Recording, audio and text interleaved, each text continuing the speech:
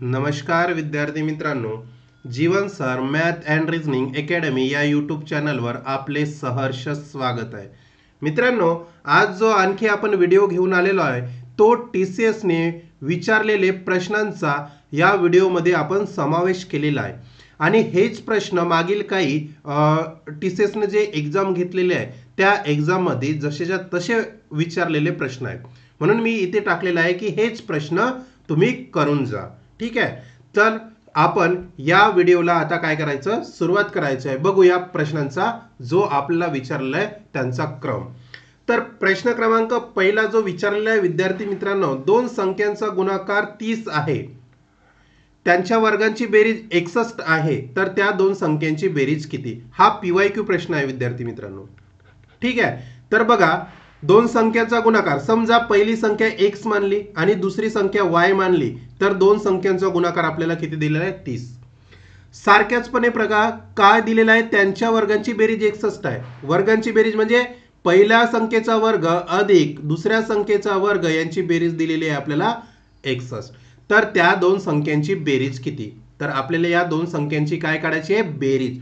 मग बघा, x चा वर्ग अधिक y चा वर्ग याला जर आपण स्प्लिट अप केलं, याला जर तोडलं तर काय होतं? बघा विद्यार्थी मित्रांनो, हा काय x अधिक y आहे ना, याला असं लिहिण्यापेक्षा याला काय करायचं, डायरेक्ट आपण ब्रॅकेट मध्ये करू. म्हणजे दोन्ही काय करू? ब्रॅकेट मध्ये. ठीक आहे, म्हणजे तुम्हाला अगदी सोपं जाईल. x अधिक y याचा स्क्वेअर. ठीक आहे, तर x चा स्क्वेअर आणि y चा स्क्वेअर अधिक 2 गुणिला x गुणिला y, हे झाला या टर्मचा फॉर्म्युला. मग बघा काय होतो, एक्स स्क्वेअर अधिक वाय स्क्वेअर हे दिलेलं आहे 61. बघा, एक्स चा वर्ग अधिक वाय चा वर्ग दिलेला आहे किती? 61. 2 गुणिला एक्स गुणिला वाय किती दिलेलं आहे? 30. बरोबर आहे, जे दिलेलं आहे तेच मी इथे मांडलेलं आहे. बघा काय होतो, 61 अधिक 2 गुणिला 30 किती होतं? 60. आणि बघा 6 आणि 6 12, 12 आणि हा 1 किती होतं? 121. मग तुम्हाला x अधिक y चा स्क्वेअर दिलेला आहे 121, म्हणजे दिलेलं नाही, आलाय, आपण फाइंड आउट केलेला आहे. ठीक आहे, तर आपल्याला काय विचारलं आहे? दोन संख्यांची बेरीज. तर आपल्याला दोन संख्यांची बेरीज काढायची आहे. जर इथे वर्ग आहे तर आपल्याला दोन्ही साईडला काय घ्यावं लागेल? वर्ग घ्यावं लागेल. तर काय होणार बघा, x अधिक y जर वर्ग घेऊ तर हा जो स्क्वेअर आहे, हा जो वर्ग आहे तो काय होणार? कॅन्सल होणार. आणि 121 काय होणार? वर्गमुळात जाणार. कशात? वर्गमुळात. समजलं? अशा प्रकारे आपल्याला याला सोडवायचं होतं. मग बघा 121 म्हणजे वर्गमुळात आहे, तर याचं वर्गमूळ काय होणार रे? 11. म्हणजे x अधिक y बरोबर किती होणार? 11. काय होणार? 11. म्हणजेच पर्याय क्रमांक ए आपलं उत्तर असणार आहे. आपल्याला बेरीज विचारलेली आहे, तर बेरीज आलेली आहे दोन संख्यांची 11. ठीक आहे, वळूया दुसऱ्या प्रश्नाकडे. प्रश्न क्रमांक दुसरा बघा विद्यार्थी मित्रांनो, काय दिलेला आहे? x ही एक समसंख्या असेल तर खालीलपैकी विषम संख्या कोणती? बघा, x काय दिलेला आहे तुम्हाला? समसंख्या. समसंख्या म्हणजे काय रे? समसंख्या म्हणजे ज्या संख्येला काय जातो? 2 ने पूर्ण भाग जातो. 2 ने पूर्ण भाग जातो त्याला काय म्हणतात? समसंख्या. समजला? उदाहरणार्थ बघा, उदाहरणार्थ 2 4 6 अशा ज्या 2च्या मल्टिपल मध्ये येतात त्या संख्या म्हणजे समसंख्या. आता बघा, तुम्हाला काय विचारलंय? विषम संख्या. विषम संख्या म्हणजे काय हे पण मला सांगून द्या तुम्ही. विषम संख्या म्हणजे काय? विषम संख्या म्हणजे ज्या संख्येला 2 ने भाग जात नाही, ज्या संख्येला 2 ने पूर्ण भाग जात नाही त्या संख्या म्हणजे कोणत्या? विषम. उदाहरणार्थ काय? उदाहरणार्थ 1 3 5 हे झालं विषम संख्या. आता आपल्याला एक एक ऑप्शन चेक करावं लागेल. x ही समसंख्या. जर मित्रांनो x बरोबर 2 तुम्ही ठेवले, x ही समसंख्या आहे ना, या ऑप्शन मध्ये एक एक चेक करू. पहिला ऑप्शन चेक करू, 3x अधिक 3. या ऑप्शन मध्ये x ची किंमत जर 2 ठेवले तर काय येते बघा, 3 गुणिला 2 अधिक 3 किती येतं रे? 3 दुने 6, 6 अधिक 3 किती येतं? 9 येतं. आणि आपल्याला काय विचारलेलं आहे? विषम संख्या कोणती? तर इथे बघा 9 आलेले आहे. 9 ला 2 ने पूर्ण भाग जातं का? नाही. जातं भाग पण शेष काहीतरी बाकी काहीतरी उरतं. बघा याला जर 2ने भाग दिला तर बाकी किती उरतं? 3 उरतं. बाकी किती उरते? 3. जर याला जर पूर्ण संख्येने भाग जात म्हणजे 2ने पूर्ण भाग जात असेल तर ही काय असते? विषम संख्या असते, सॉरी समसंख्या असते. पण ही सध्या काय? विषम संख्या आहे. बघा मग दुसरा बघा बी बघा 3 गुणिला x म्हणजे 3 गुणिला 2 किती होतं? 6. आता 6 ला बघा 2ने पूर्ण भाग जातो, बाकी काही उरतं का? नाही. म्हणजे ही काय झाली? ही झाली आपली समसंख्या. ठीक आहे. सी चेक करा.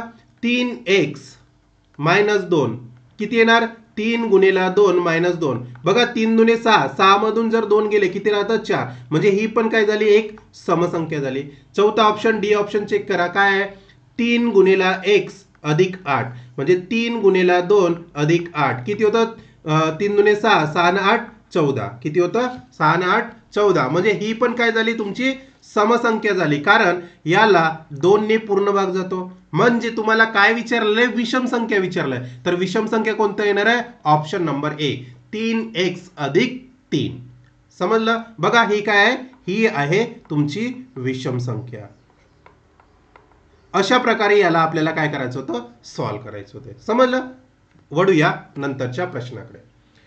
एका त्रिकोणातील कोणांचे प्रमाण 2 ला 3, 3 ला 4 असेल तर सर्वात मोठ्या कोणाचे माप किती? आता मला सांगा इथे तुम्हाला त्रिकोणांचे 3 कोण दिलेले आणि त्यांचे काय दिलेलं प्रमाण दिलेलं आहे? 2 ला 3, 3 ला 4. याच्यामध्ये मोठा कोणता कोण आहे रे? 4 हा मोठा कोण आहे. समजला? आणि तुम्हाला मोठ्या कोणाचे माप किती हे विचारलेलं आहे. ठीक आहे. म्हणजे आधी तुम्हाला काय करायला लागेल? सर्व कोणांची बेरीज करा. तर सर्व कोणांची बेरीज किती येणार आहे रे? बेरीज येणार आहे 2 अधिक 3 अधिक 4. 2 3 5, 5 आणि 4 9.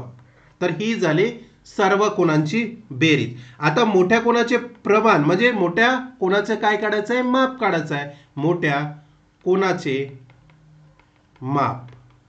ठीक आहे. मोठा कोण कोण कुठला आहे? 4 आहे ना. आणि या तिन्ही कोणांची बेरीज किती लिहिले? 9. आता जेव्हा कोणाचं काय करता? माप काढता तेव्हा याला काय करायचं? 180 ने गुणाचं. हा झाला 180 डिग्री. आता बघा इथे काय जातो? 9 दुने 18 म्हणजे किती राहतं? 4 गुणिला 20. बरोबर आहे ना? 4 गुणिला 20 किती होतं? 80 डिग्री. इथे हे सगळं आन्सर काय आहे? डिग्री मध्ये आहे. ठीक आहे. तर आपला पर्याय क्रमांक सी हे उत्तर आहे. ठीक आहे. अशा प्रकारे हा सोपा प्रश्न होता आणि हा PYQ प्रश्न आहे विद्यार्थी मित्रांनो. ठीक आहे. वळूया नंतरच्या प्रश्नाकडे.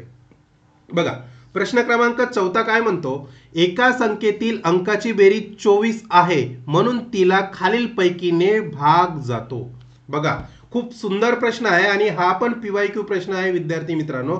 बघा फ्रेम बघा क्वेश्चनची काय दिलेली आहे. मी तुम्हाला सांगू इच्छितो की हा व्हिडिओ तुम्ही नक्की बघा.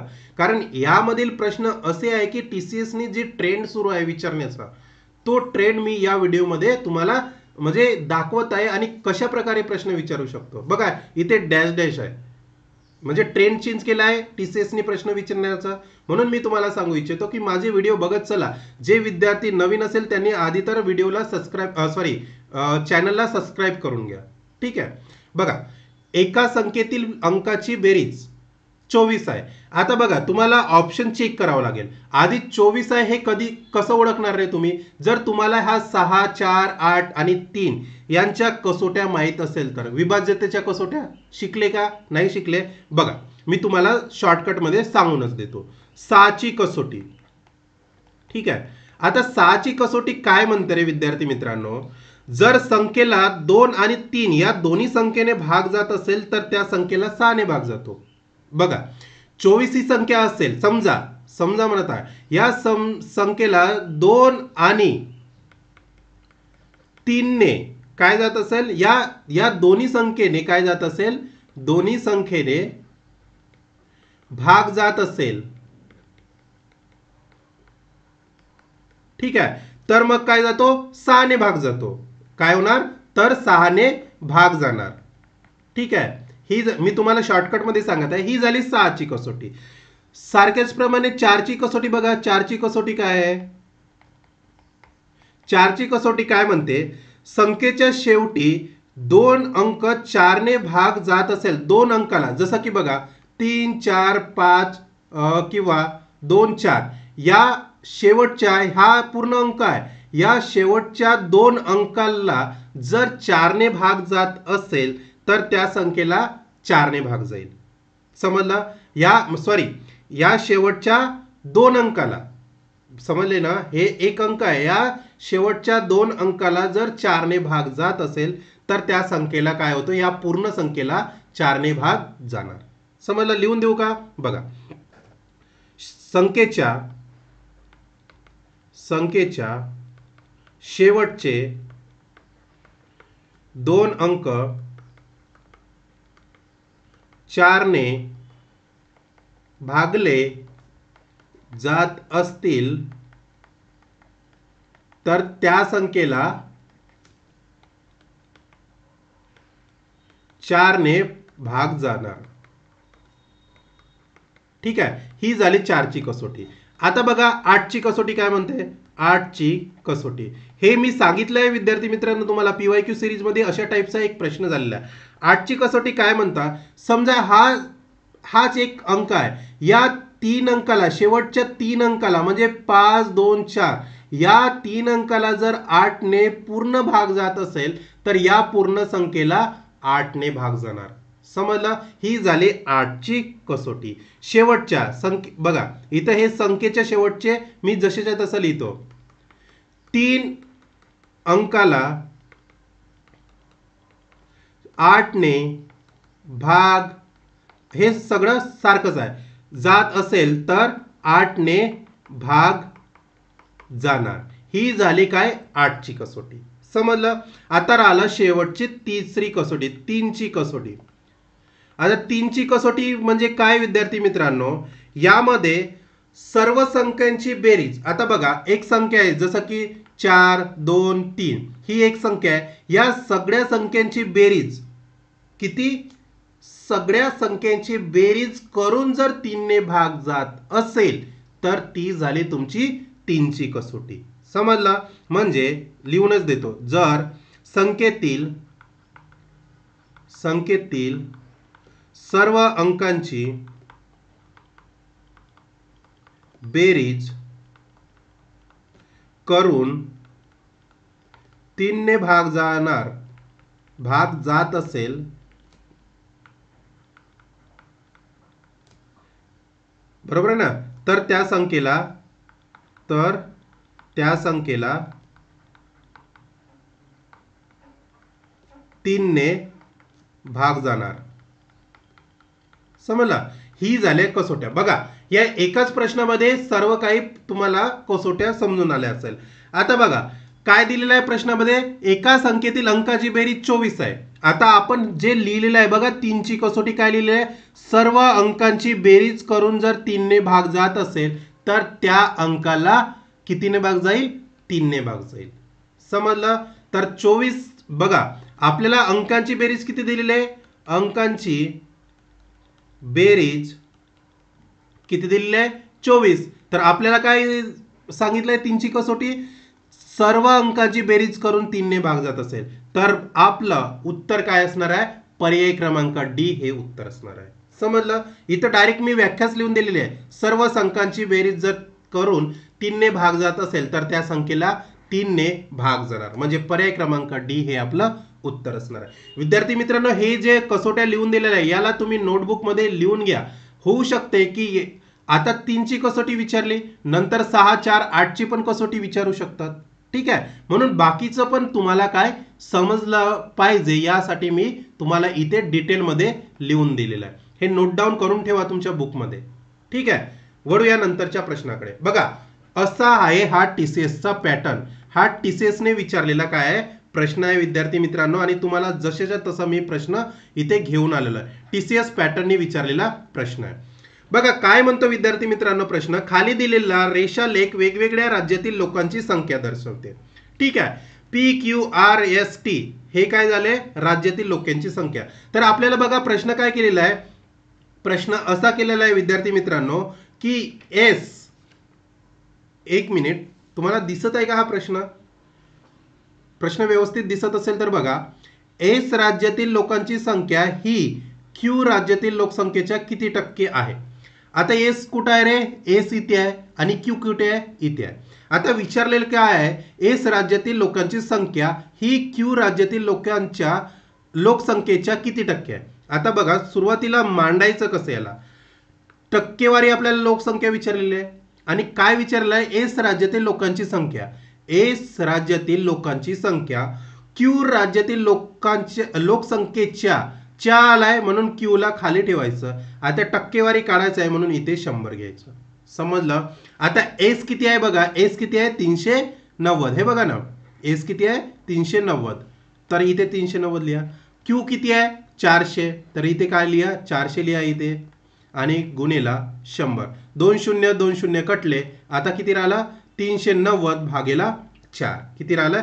390 भागेला 4. आता बघा, 4 त्रिक बघा कितीने भाग जातो? 4 9 36 ने जातो बघा. 4 9 36. राहिले किती? 3. 4 7 28. राहिले किती? 2.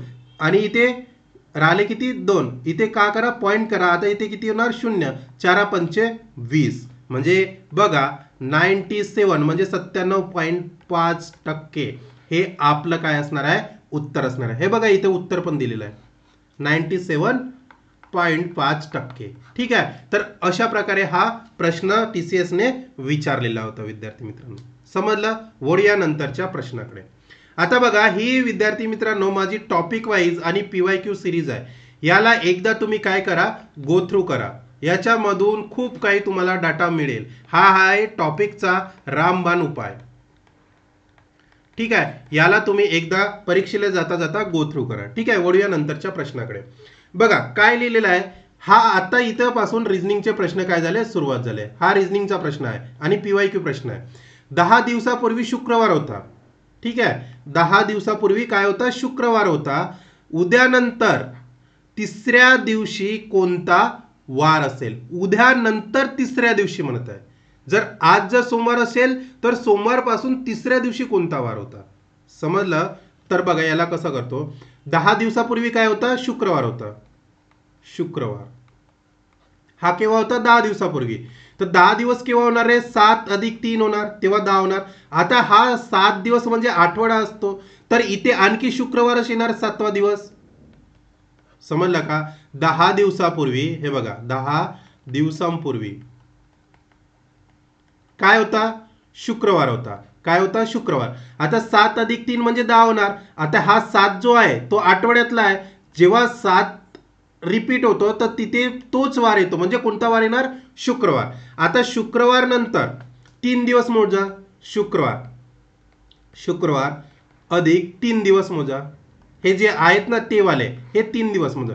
शुक्रवार, शनिवार, रविवार, सोमवार. तर काय येणार इथे? सोमवार येणार. समजलं? शुक्रवार नंतर तिसरा दिवस सोमवार आला. आता विद्यार्थी मित्रांनो, सोमवार नंतर आता बघा, सोमवार नंतर काय विचारलंय? तिसऱ्या दिवशी कोणता वार येणार आहे हे विचारलंय. आता बघा, सोमवार नंतर तिसऱ्या दिवशी, पण सोमवार नंतर म्हणत आहे ना, उद्या नंतर आलेलं आहे. तर सोमवार नंतर उद्या कोणता वार येणार? मंगळवार येणार ना. म्हणजे सोमवार, प्रश्न बघा किती जबरदस्त विचारलेला आहे. उद्या नंतर विचारलाय म्हणजे सोमवार मध्ये एक दिवस ऍड होणार. म्हणजे सोमवार नंतर कोणता वार येणार? मंगळवार येणार. समजलं का? कोणता वार येणार? मंगळवार. म्हणजे सोमवार मध्ये जर उद्या दिवस ऍड झाला, उद्याचा दिवस कोणता ऍड होणार आहे? मंगळवार ऍड होणार आहे. आता काय विचारलंय? सोमवार नंतर तिसऱ्या दिवशी, सोमवार नंतर एक दिवस काय झालंय? उद्या नंतर मंगळवार आलेला आहे आणि मंगळवार नंतर तुम्हाला तिसरा दिवस काढायचा आहे. समजलं? मंगळवार नंतर तिसरा दिवस काढायचा आहे. तर कोणता येणार? मंगळवार, बुधवार, गुरुवार, शुक्रवार. म्हणजे पर्याय क्रमांक B हा आपलं उत्तर असणार आहे. समजलं? मंगळवार नंतर कुठला येणार? बुधवार, देन गुरुवार आणि शुक्रवार. हा तिसरा दिवस येणार ना. तर म्हणून आपलं उत्तर काय येणार आहे? B येणार आहे. समजलं? बघा प्रश्न किती सुंदर विचारलाय. ह्या उद्यानी काय केलं होतं? आपल्याला थोडं गंडवलेलं होतं. म्हणजे हा जो उद्या जो शब्द आहे याला इम्पॉर्टन्ट द्यायचा आहे. नाहीतर आपण काय केलं असतं, सोमवार नंतर डायरेक्ट तिसरा दिवस घेतला असता, पण नाही, सोमवार नंतर एक दिवस, तेव्हा उद्या होणार ना. समजलं विद्यार्थी मित्रांनो, असं या प्रश्नाचं लॉजिक होतं. वळूया नंतरच्या प्रश्नाकडे. बघा, हा पण रिजनिंगचा प्रश्न आहे. राजू हा तुषारपेक्षा मोठा आहे. आता अशा प्रश्नांना काय करायचं आहे, जसं जसं म्हटलं तसं तसं लिहायचं. काय म्हणत आहे, राजू हा तुषारपेक्षा मोठा आहे, तर राजू तुषारपेक्षा काय आहे, मोठा आहे. ठीक आहे, पण प्रशांतपेक्षा लहान आहे. कोण? पण कोणासाठी आला, राजूसाठी. म्हणजे इथं काय होणार, प्रशांत मोठा होणार. समजलं, या क्वेश्चनची फ्रेम समजली, म्हणजे एका वाक्याची फ्रेम समजली तुम्हाला कसं झालं तर. त्यानंतर विनय हा वीरापेक्षा मोठा आहे. विनय हा वीरापेक्षा काय आहे, इथे वीराच लिहितो. ठीक आहे, वीरापेक्षा काय आहे, मोठा आहे. असून तुषारपेक्षा लहान आहे. म्हणजे येथे काय झाला, तुषार मोठाच झाला. ठीक आहे, काय झाला, तुषार मोठा झाला. म्हणजे हे एक फ्रेम झाली आणि ही एक फ्रेम झाली. समजला.